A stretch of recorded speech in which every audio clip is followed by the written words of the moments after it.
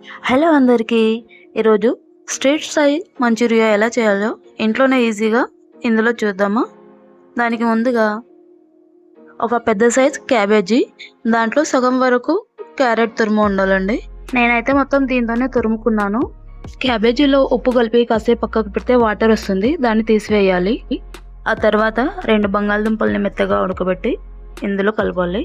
అలాగే కాస్త ఉప్పు, కాస్త కారం, కొంచెం మిరియాల పొడి, తగినంత మైదా అండ్ కార్న్‌ఫ్లోర్ వేసి కలపాలి.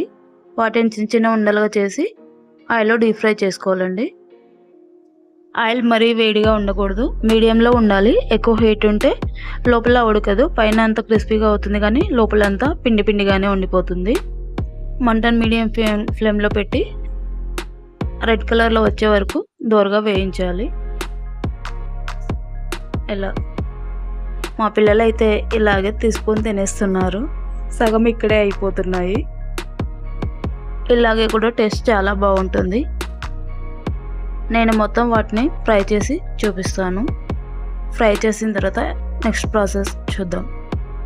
ఈ ఛానల్ కొత్త వాళ్ళు ఎవరైనా చూస్తున్నట్టయితే ప్లీజ్ తప్పకుండా సబ్స్క్రైబ్ చేసుకోండి.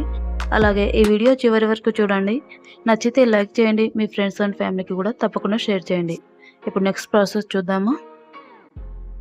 ఇప్పుడు కడాయిలో కాస్త ఆయిల్ వేసి సన్నగా తరిగిన అల్లం, వెల్లుల్లి చిన్న చిన్న ముక్కలుగా చేసినవి వేయాలండి.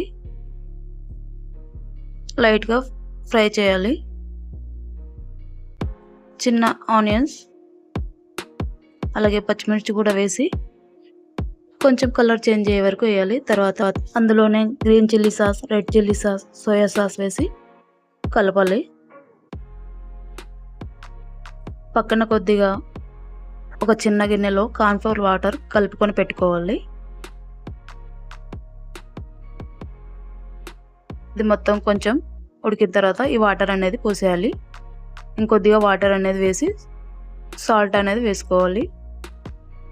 మరీ చిక్కగా కాకుండా ఇంకొద్దిగా వాటర్ కలుపుకొని కొంచెం పల్చగా చేయాలి. వాటర్ కాస్త మరిగిన తర్వాత కొత్తిమీర, ఉల్లికాడలు వేసుకోవాలి. అలాగే మంచూరియా ఫ్రై చేసినవన్నీ వేసి బాగా కలపాలి.